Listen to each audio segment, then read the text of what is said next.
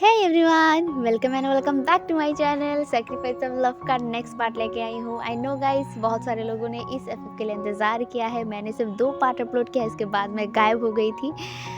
इसके लिए I am sorry. तो आज का पार्ट शुरू करते हैं। तो पिछले पार्ट में हमने देखा था वांग जी के सिर पर एक बॉम्ब गिरा था। उसके अंकल ने उसे ही बिना पूछे उसका डेट फिक्स कर दिया किसी लड़की के साथ, और वो भी और कोई नहीं, शाओ कंपनी की मिस्टर शाओ की बेटी शाओ शिया है। जी हाँ, जिसके बारे में मैंने बोला था, आप लोग इसे मत भूलिएगा, ये बहुत इम्पॉर्टेंट कैरेक्टर है इस एफएफ के लिए। ठीक है, तो शुरू करते हैं। तो अब ये बॉम्ब तो उसके सिर पर गिर गया था। अब वो इसके अगेंस्ट तो नहीं जा सकता, क्योंकि उसके अंकल ने इसकी शादी फिक्स की है उस लड़की के साथ, मतलब शाओशिया के साथ। अब शाओशिया से तो वो शादी करना नहीं चाहता, क्योंकि वो शादी ही नहीं करना चाहता अभी के लिए, क्योंकि वो बिज़ी है ये ऑफिस के काम के लिए, और वो इंटरेस्टेड नहीं है।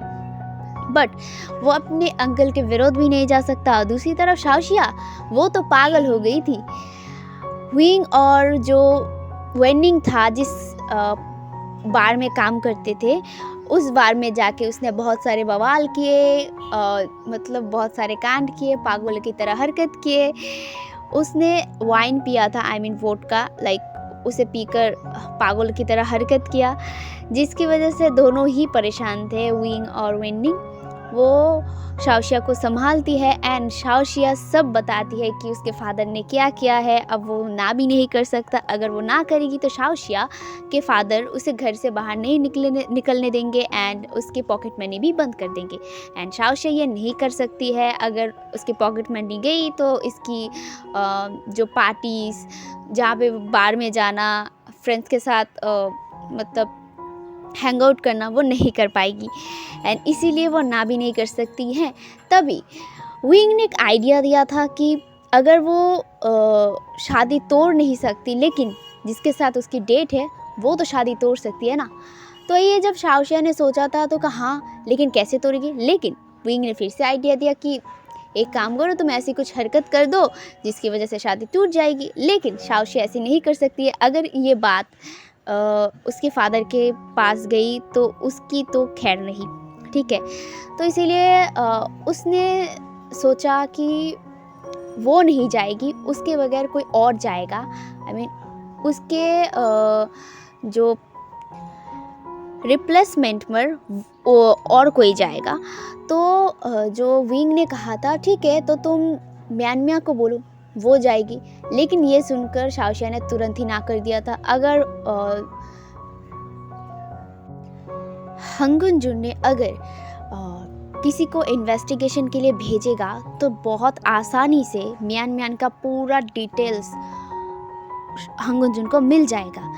एंड ये वो बिल्कुल नहीं चाहता था, और उसके दिमाग में ना टंग करके बजा, अरे विंग वो तो कर सकता है ना, क्योंकि विंग इस शहर में नया है और कुछ ही दिन हुए हैं वो आई है यहाँ पे, और अभी से मतलब काम कर रहा है, पार्ट टाइम जॉब कर रहा है। उसके साथ जो शाओशिया है ना, उसके साथ भी थोड़ा थोड़ा अपने कंपनी पर काम भी करवा रहा है। लेकिन अब वो चाहता है कि उसके जगह पे विंग जाए, वो भी लड़की बन के। गाइस जस्ट इमेजिन, विंग बनेगा लड़की, और वो भी हंगुन जुन के सामने, यानी कि हमारे लाल वांग जी के सामने। लिटरली यार कैसा होगा।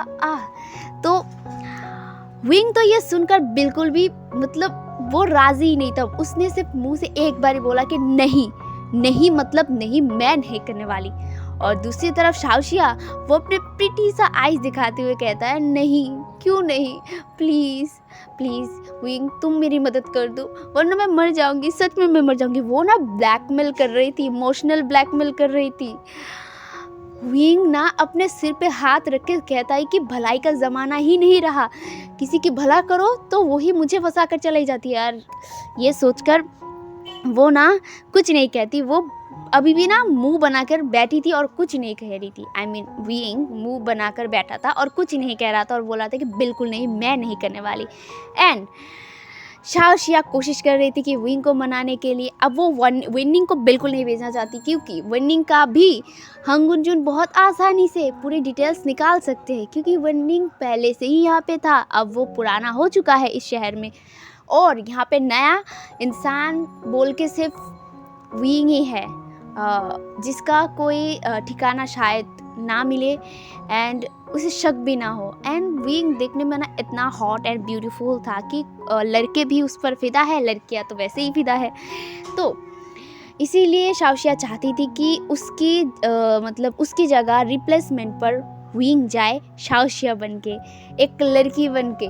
तो जो विंग था वो तो बिल्कुल राज़ी नहीं था। ऐसे ही ना पूरे दोपहर चला जाता है, रात भी हो जाता है, लेकिन फिर भी विंग मान नहीं रहा था। वो सिर्फ बोल रहा था कि बिल्कुल नहीं, बिल्कुल नहीं। एंड रात का वक्त हमेशा वो लोग हैंग आउट करते हैं। तो म्यांमार आती है, म्यांमार और जो वेनिंग, नी हुसैन और जो शाओशिया, विंग, सब लोग हैंग आउट करते हैं रात के वक्त पर। तो रात के वक्त हैंग आउट के टाइम पर भी शाओशिया विंग को सिर्फ बोल रही थी कि प्लीज़ प्लीज़ विंग मान जाओ, मान जाओ। लेकिन विंग अपने ज़िद पर अड़ा था कि बिल्कुल नहीं, मैं नहीं मानने वाली। एंड जब म्यांमार आई थी ना, तब शाओशिया ने उसकी जो सारी प्लान है ना वो म्यांमार को भी बताया था। म्यांमार भी पहले बोली कि बिल्कुल नहीं यार, ये तुम क्या कर रही हो, क्यों कर रही हो, बिल्कुल नहीं। अगर हंगुजू ने से पता कर लिया, अगर उसके बारे में सब कुछ पता कर लिया तो क्या होगा। एंड दूसरी तरफ जो शाओशिया थी वो ना लिटरली दोनों के पैर में गिर जाती है और पैर को पकड़ते हुए कहता है, आई मीन विंग और जो म्यांमार था ना वो साथ में खड़ी थी, बात कर रही थी ना, और मतलब म्यांमार तो विंग की साइड ले रही थी एंड शाओशिया उसे समझा रही थी ताकि विंग को वो समझाए। लेकिन वो नीचे गिर जाती है एंड दोनों के पैर को पकड़ते हुए रोते हुए कहती है, प्लीज़ राज़ी हो जाओ, प्लीज़ प्लीज़ प्लीज़ एग्री हो जाओ, मैं मर जाऊंगी, मैं उस कोल्ड वाले इंसान से शादी नहीं करना चाहती हूँ। और दूसरी तरफ विंग वो बिल्कुल नहीं कर रही थी और मतलब वो राज़ी नहीं थी। लेकिन जब शाओशिया नीचे मतलब उसका पैर पकड़ा ना, तो उसने कहा कि अरे क्या कर रहे हो, उठो, बिल्कुल नहीं, उठो। और जो म्यांमार थी वो भी कहती है, अरे तुम पैर क्यों पकड़ रहे हो, उठो। लेकिन शाओशिया तो रो रही और ढीठ इंसान वो कह रही थी, बिल्कुल नहीं, जब तक तुम लोग राज़ी नहीं हो जाओगे तब तक मैं तुम्हारे पैर नहीं छोड़ूंगी, नहीं छोड़ूंगी, नहीं छोड़ूंगी। ये कहते हुए उसका जो रोने धोने का जो इमोशनल ड्रामा है वो शुरू कर दिया।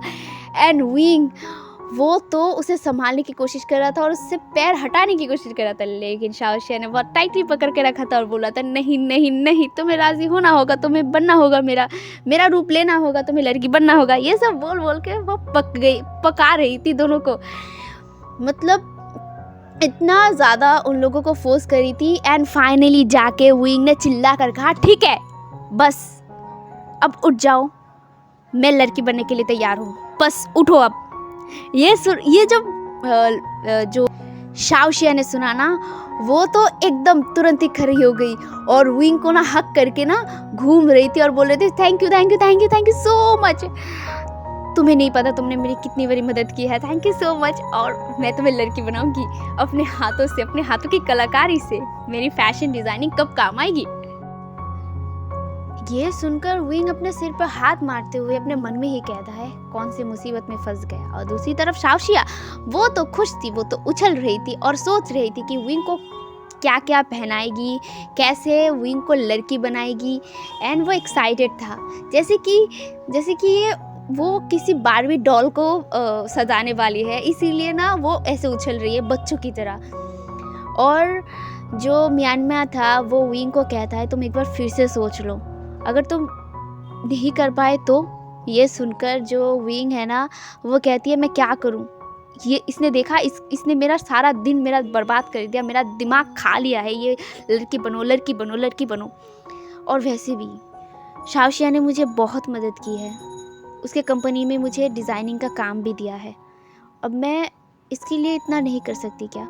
हाँ भले ये काम मेरे लिए मुश्किल है, पर मैं चाहती हूँ उसके लिए काम करना एंड मैं उसका कर्ज उतारना चाहती हूँ। विंग की ये सब बातें सुनकर म्यांमार भी नोट करती और कहती है, ठीक है, मैं रेस्पेक्ट करती हूँ तुम्हारे डिसीजन को। और दूसरी तरफ शाओशिया वो अभी भी नाच ही रही थी बच्चों की तरह। सच में यार, इसका क्या होगा।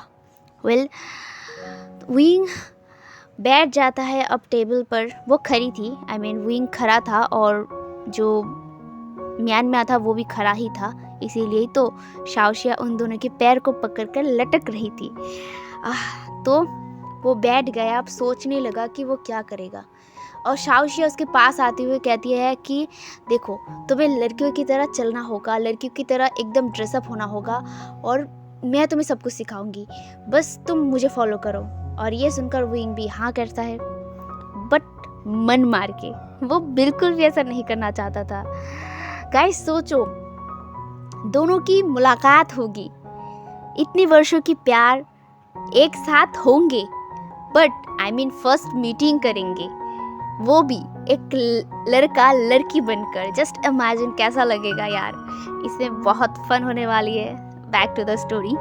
तो विंग हाँ करता है एंड 2 दिन बाद डेट है, आई मीन शाओशिया और हंगुनजुन की डेट फिक्स किया गया है, आई मीन जहाँ पे डेट पे जाएंगे दोनों। तो अब इन 2 दिनों में विंग को पूरा लड़की बनाना शाओशिया का जिम्मेदारी है एंड शाओशिया ये करेगी क्योंकि उसका मतलब प्रॉब्लम सॉल्व होने वाला है। एंड विंग को लड़की बनाकर इसलिए भेजना चाहती है कि वो कुछ ऐसा अजीब सा मतलब रिएक्शन करे या फिर कुछ ऐसा कर दे कि जो हंगुनजुन है वो ऐसे ही शादी तोड़ दे। मतलब विंग को ना कुछ ऐसा करना होगा कि हंगुनजुन खुद ये शादी तोड़ दे, ठीक है। तो 2 दिन बाद डेट थी, तो इन 2 दिन में विंग को शाओशिया ने एकदम लड़कियों की तरह पूरा ड्रेसअप, लड़कियों की तरह कैसे चलना पड़ता है, कैसे बातें करना पड़ता है, कैसे एक्टिंग करना पड़ता है, ये सब कुछ शाओशिया ने विंग को सिखा दिया था। और उसे पार्लर लेके गई, पार्लर में उसका हेयर कटिंग ठीक किया, उसका फेस की जो लोम्स है, उसके पैरों की जो लोम्स है, उसे सब कुछ हटा दिया। हटाने के बाद सच में लिटरली विंग इतना खूबसूरत लग रहा था कि कोई कह ही नहीं सकता है कि ये लड़का है। एंड उसके जो विग है ना, जो नकली बाल होते हैं ना, वो भी लगाया था। एंड लिटरली उसे लिपस्टिक लगाया गया, आईलाइनर, आई शेडोज, ब्लशर, सब कुछ उसके मुंह पर अप्लाई किया। शाओशिया ने एकदम लड़की बना दिया विंग को, कोई कह ही नहीं सकता है कि ये लड़का है। तो अब हमें 2 दिन बाद का दिखाया जाता है। 2 दिन बाद शाओशिया ने विंग को एक खूबसूरत सा ड्रेस पहना दिया था। मतलब हाँ, वो शादी तो तोड़ना चाहती है, लेकिन विंग को एकदम लड़की बना कर रखना चाहती है, ताकि जो हंगुनजुन है उसे कोई मतलब डाउट ना हो कि ये लड़की नहीं है या फिर कुछ और है। एंड विंग को एक रेड कलर का ड्रेस पहनाया गया था, आई मीन शॉर्ट्स था, ठीक है, पैर शायद घुटने तक ही था वो क्लोथ। एंड मतलब बहुत ही सेक्सी सा एक ड्रेस पहनाया था, ताकि मतलब उसका पैर रिवील किया हुआ है उसका पैर। एंड इसके हाथ भी रिवीलिंग है, एकदम हॉट सा एक ड्रेस पहनाया था उसने, लाल लिपस्टिक लगाया था, पूरे ब्लशर लगाया है, खूबसूरती से सजाया गया था विंग को। अब विंग को जाना पड़ेगा, एक रेस्टोरेंट बुक किया हुआ है हंगुनजुन और शाओशिया के लिए। तो अब वो जाने वाला है डेट पर। एंड सच में विंग नर्वस था। हाँ, भले ही वो तोड़ने जाने वाला था, लेकिन ये उसका फर्स्ट डेट था, उसने कभी डेट नहीं किया था। अब वो डेट करने जाएगा, वो भी लड़की बनके लड़की के साथ। तो ये एम्बैरेसिंग तो था ही, लेकिन वो क्या कर सकता है, शाओशिया का वो मदद करेगा, उसने हाँ कर दिया है तो वो जाएगा, तो मतलब वो जाएगा। एंड उसने शाओशिया से कहा, अगर कुछ गलती हो जाए तो तुम मुझसे कुछ नहीं कहोगे, देखो मैं तुम्हारी मदद कर रही हूँ, तुम भी मुझे मदद करोगे, ठीक है। और उसे ना एक ईयरबड्स दिया था शाओशिया ने, ताकि अगर कोई प्रॉब्लम हो तो शाओशिया उसे मतलब कांटेक्ट कर पाए, बात कर पाए। एंड शाओशिया भी उसी रेस्टोरेंट में ही रहेगा, लेकिन छुप कर वो देखना चाहती है कि हंगुनजुन का रिएक्शन क्या होगा। तो गाइस आज का पार्ट मैं यहीं पे रखती हूँ। आई नो एक ऐसे मोमेंट पे जाके मैंने इसे रखा है कि आप लोग गुस्सा होंगे मुझ पर, बट मैं क्या करूँ। मैंने ये रात को वीडियो रिकॉर्डिंग किया है, मैं इससे ज़्यादा अगर कर पाती तो मैं ज़रूर करती। तो मैं 2 दिन के लिए गायब थी, इसके लिए आई एम सॉरी। मेरा थोड़ा सा काम था इसीलिए। एंड आज का पार्ट कैसा लगा ज़रूर बताना, और प्लीज़ वीडियो को लाइक किया करो। आप लोग वीडियो लाइक नहीं करते, आप लोग देखते तो हो लेकिन लाइक नहीं करते, तो प्लीज़ वीडियो को लाइक किया करो और मेरे चैनल को सब्सक्राइब करके रखो। आगे का पार्ट बहुत इंटरेस्टिंग होगा एंड बहुत फनी होने वाला है, तो मेरे साथ जुड़े रहिए और इस एफएफ को भी ज़्यादा प्यार दे, ठीक है। अभी के लिए यहीं तक, गुड नाइट।